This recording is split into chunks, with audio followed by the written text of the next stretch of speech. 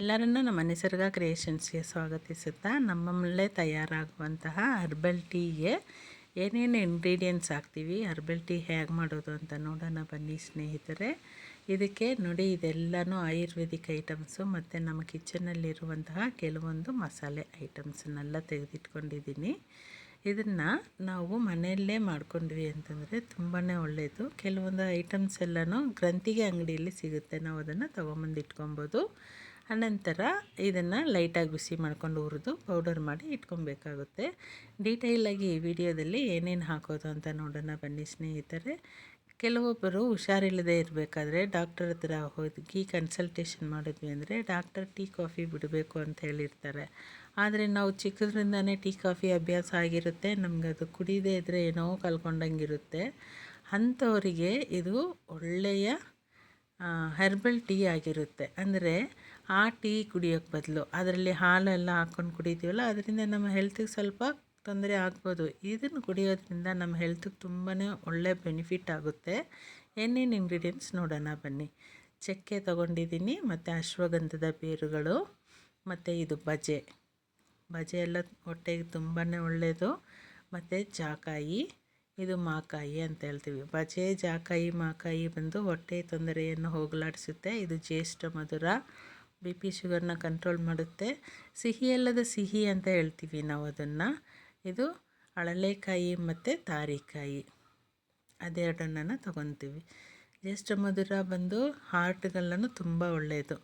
ಇದು ಬಂದು ಬೆಟ್ಟದ ನೆಲ್ಲಿಕಾಯಿನ ನಾನೇ ತೊಗೊಂಡು ಮನೆಯಲ್ಲೇ ಒಣಗಿಸಿ ಇಟ್ಕೊತೀನಿ. ಅಂಗಡೀಲಿ ತೊಗೊಂಡ್ರೆ ಕಪ್ಪಿಗಿರುತ್ತೆ, ಅದಕ್ಕೋಸ್ಕರ ಇದು ನಾವೇ ಒಣಗಿಸಿರೋ ಅಂಥ ಬೆಟ್ಟದ ನೆಲ್ಲಿಕಾಯಿ. ಮತ್ತು ಆವರಿಕೆ ಹೂವು ಹಾಗೇ ನಮ್ಮ ತೋಟದಲ್ಲೇ ಸ್ವಲ್ಪ ಬೆಳ್ಕೊತೀವಿ, ಇನ್ನು ಸ್ವಲ್ಪನ ಖರೀದಿಸ್ಕೊತೀನಿ. ಮತ್ತು ಅದರ ಜೊತೆಗೆ ಒಣಗಿದ ಶುಂಠಿ ಸ್ವಲ್ಪ ಹಾಕ್ಕೊಬೇಕಾಗುತ್ತೆ. ಕ್ರಿಯೆಯನ್ನು ಅದು ರೆಗ್ಯುಲೇಟ್ ಮಾಡುತ್ತೆ, ಅಂದರೆ ಕರೆಕ್ಟಾಗಿ ಇಟ್ಕೊಳ್ಳುತ್ತೆ. ಮತ್ತು ಈಗ ಯಾವ್ದಾದ್ರು ಈ ಐಟಮ್ಸ್ ಏನಾದರೂ ಹೀಟ್ ಆಯಿತು ಅಂದರೆ ಅದನ್ನು ಬ್ಯಾಲೆನ್ಸ್ ಮಾಡೋದಕ್ಕೆ ಅಂತ ಮೆಂತ್ಯದ ಕಾಳುಗಳನ್ನು ಸ್ವಲ್ಪ ಹಾಕ್ಕೊತೀವಿ. ಅನಂತರ ಜೀರಿಗೆ, ಮೆಣಸು ಮತ್ತು ಸೋಂಪು ತುಂಬ ಇಂಪಾರ್ಟೆಂಟು, ಜಾಸ್ತಿ ಇರುತ್ತೆ. ಅದರ ಜೊತೆಗೆ ಓಮಕಾಳು ಇರುತ್ತೆ. ಓಮಕಾಳು ಹಾಗೇ ಹೊಟ್ಟೆ ನೋವು ಮತ್ತು ಹೊಟ್ಟೆ ಕಟ್ಕೊಳ್ಳೋದು ಅಂಥದನ್ನೆಲ್ಲ ಸರಿ ಮಾಡುತ್ತೆ. ಈಗ ಇದು ಬಂದು ಸ್ವಲ್ಪ ಶುಂಠಿ, ಅಂದರೆ ಒಣಶುಂಠಿ ನಾನು ಆಲ್ರೆಡಿ ಹಾಕಿದ್ದೀನಿ, ಇನ್ನೊಂದು ಸ್ವಲ್ಪ ಹಾಕಿದ್ದೀನಿ. ಇದು ಇಷ್ಟೂ ಆಯುರ್ವೇದದ್ದಾದರೆ. ಮತ್ತು ಭದ್ರಮುಷ್ಟಿ ಅಂತಿದೆ, ಅದನ್ನು ಹಾಕಿದ್ದೀನಿ, ಕ್ಲಿಪ್ಪಿಂಗ್ಸ್ ಮಿಸ್ ಆಗಿದೆ. ಹರ್ಬಲ್ಸ್ ಯಾವ್ಯಾವುದು ಅಂತ ನೋಡೋಣ ಬನ್ನಿ. ಇದು ಬಂದು ಚಿಲಕರಿವೆ ಸೊಪ್ಪು ಅಂತ ಹೇಳ್ತಾರಲ್ಲ, ಅದನ್ನು ಸಮೂಲವನ್ನು ತೊಗೊಂಡು ನೀಟಾಗಿ ಕ್ಲೀನ್ ಮಾಡಿ ಒಣಗಿಸಿಟ್ಕೊಂಡಿದ್ದೀನಿ. ಇದು ಬಂದು ನಮ್ಗೆ ಆಲ್ರೆಡಿ ಗೊತ್ತಿರೋ ಅಂಥದ್ದು ಸಬ್ಸಿಗೆ ಸೊಪ್ಪನ್ನಷ್ಟೇ ಜೀರ್ಣಕ್ರಿಯೆಗೆ ಎಲ್ಲನೂ ತುಂಬಾ ಒಳ್ಳೆಯದು. ಮತ್ತು ಪುದೀನೂ ಹಾಗೆ ಸಮೂಲವನ್ನು ತೊಗೊಂಡು ಒಣಗಿಸಿರೋದು. ಇದು ಬಂದು ಭೃಂಗರಾಜ ಅಂತ ಹೇಳ್ತಾರಲ್ಲ, ಅದು ಹಾಗೇನೆ ನಮ್ಮ ಕೂದಲ ಬೆಳವಣಿಗೆಗೆ ಮತ್ತು ರಕ್ತ ಶುದ್ಧೀಕರಣಕ್ಕೆ ತುಂಬ ಒಳ್ಳೆಯದಾಗಿರುತ್ತೆ. ಇದು ಅಗ್ನಿಬಳ್ಳಿ ಸಮೂಲವನ್ನು ತೊಗೊಂಡಿದ್ದೀವಿ. ಸಮೂಲ ಅಂದರೆ ಬೇರು ಸಮೇತ ತೊಗೊಂಡು ಕ್ಲೀನ್ ಮಾಡಿ ಒಣಗಿಸಿಟ್ಟಿರೋದು.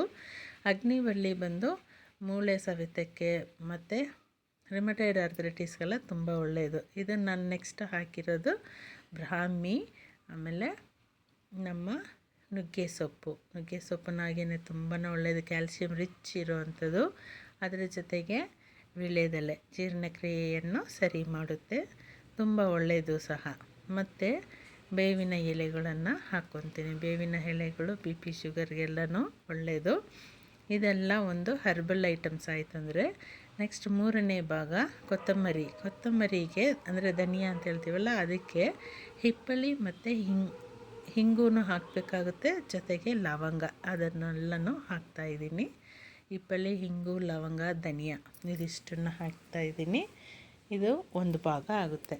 ಈ ಥರ 3 ಭಾಗವನ್ನಾಗಿ ವಿಂಗಡಿಸ್ಕೊಂಡು ಇದೆಲ್ಲ ಲೈಟಾಗಿ, ಅಂದರೆ ನಿಧಾನಕ್ಕೆ ಸಣ್ಣ ಉರಿಲಿ ಸ್ವಲ್ಪ ಬಿಸಿ ಮಾಡಿ ತಗೊಬೇಕಾಗುತ್ತೆ. ಪುಡಿ ಮಾಡೋಕ್ಕೆ ಚೆನ್ನಾಗಿರುತ್ತೆ, ಅದಕ್ಕೋಸ್ಕರ ನೋಡಿ. ಈಗ 3 ಭಾಗವನ್ನು ತೋರಿಸ್ತಾ ಇದ್ದೀನಿ. ಒಂದು ಆಯುರ್ವೇದಿಕ್ ಐಟಮ್ಸು, ಇನ್ನೊಂದು ಎಲ್ಲ ಐಟಮ್ಸ್ ಏನೇನು ಹಾಕ್ತೀವಿ ಅಂತಂದ್ಬಿಟ್ಟು ಅದನ್ನು ತೋರಿಸಿದ್ದೀನಿ. ಮತ್ತು ಇನ್ನೊಂದು ಪ್ಲೇಟಲ್ಲಿ ಧನಿಯಾನ ತೋರಿಸಿದ್ದೀನಿ. ಇದು ಬಂದು ಕರಿಬೇವಿನ ಸೊಪ್ಪು ಜಾಸ್ತಿ ಹಾಕಿರ್ತೀನಿ. ಕೂದಲು ಉದುರೋದು ಮತ್ತು ರಕ್ತ ಶುದ್ಧೀಕರಣ, ಹಿಮೋಗ್ಲೋಬಿನ್ನ ಜಾಸ್ತಿ ಮಾಡೋದಕ್ಕೆ ಎಲ್ಲದಕ್ಕೂ ಯೂಸ್ ಆಗುತ್ತೆ.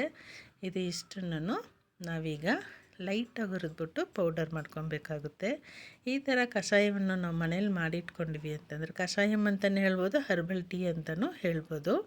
ಇದು ಬಂದು ಲಾವಂಚದ ಬೇರು ಮತ್ತು ಅಗ್ನಿಬಳ್ಳಿಯನ್ನು ಚಿಕ್ಕದಾಗಿ ಕಟ್ ಮಾಡ್ಕೊಂಡಿದ್ದೀನಿ. ಯಾಕಂದರೆ ಹುರಿಯೋದಕ್ಕೆ ಕಷ್ಟ ಆಗುತ್ತಲ್ಲ, ಅದಕ್ಕೆ ಲಾವಂಚದ ಬೇರು ಖಂಡಿತ ಹಾಕಲೇಬೇಕು. ಇದ್ರ ಜೊತೆಗೆ ಇನ್ನೂ ಒಂದು 4-5 ಐಟಮ್ಸನ್ನು, ಇಂಪಾರ್ಟೆಂಟ್ ಐಟಮ್ಸು, ಅದನ್ನು ನಾನು ಹಾಕ್ತೀನಿ ನೋಡಿ. ಇವಾಗ ನಾನು ಅದನ್ನು ತರಿತರಿಯಾಗಿ ಪೌಡರ್ ಮಾಡಿ ತೋರಿಸ್ತಾ ಇದ್ದೀನಿ.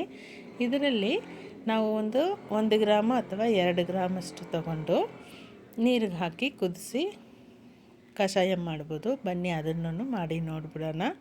ನೋಡಿ, 2 ಗ್ರಾಮಷ್ಟು ಪೌಡರ್ನ ತೊಗೊಂಡಿದ್ದೀನಿ. ಅದನ್ನು ಒಂದು ಬೌಲ್ಗೆ ಹಾಕ್ಕೊಂಡು ಅದಕ್ಕೆ 1.5 ಲೋಟದಷ್ಟು ನೀರನ್ನು ಹಾಕ್ಕೊತಾ ಇದ್ದೀನಿ. ಇದನ್ನು ಸ್ಟವಲ್ಲಿ ಇಟ್ಬಿಟ್ಟು ಅವಶ್ಯಕತೆ ಇದ್ದರೆ ಬೆಲ್ಲನ ಹಾಕೊಬೋದು. ಇಲ್ಲ BP ಶುಗರ್ ಇರೋರಾದರೆ ಬೆಲ್ಲನ ಅವಾಯ್ಡ್ ಮಾಡಿಕೊಂಡ್ರೆ ತುಂಬಾ ಒಳ್ಳೆಯ ಹರ್ಬಲ್ ಟೀ ಆಗುತ್ತೆ. ನಾನು ಸ್ವಲ್ಪ ಬೆಲ್ಲವನ್ನು ಹಾಕಿ ತೋರಿಸ್ತಾ ಇದ್ದೀನಿ. ಇದನ್ನು ಚೆನ್ನಾಗಿ ಒಂದು 2-3 ನಿಮಿಷ ಕುದಿಸ್ಬಿಟ್ಟು ನಾವು ಫಿಲ್ಟರ್ ಮಾಡಿ ಬೆಳಗ್ಗೆ ಮತ್ತು ಸಂಜೆ ಟೀಗೆ ಬದಲು ಕುಡಿದ್ವಿ ಅಂದರೆ ನಮ್ಮ ಆರೋಗ್ಯ ತುಂಬ ಚೆನ್ನಾಗಿರುತ್ತೆ. ಕೆಲವು ಪೇಷಂಟ್ಸ್ಗೆಲ್ಲನೂ ಡಾಕ್ಟರ್ ಹೇಳಿರ್ತಾರೆ ಟೀ ಕಾಫಿ ಬಿಡಲೇಬೇಕು ಅಂತ.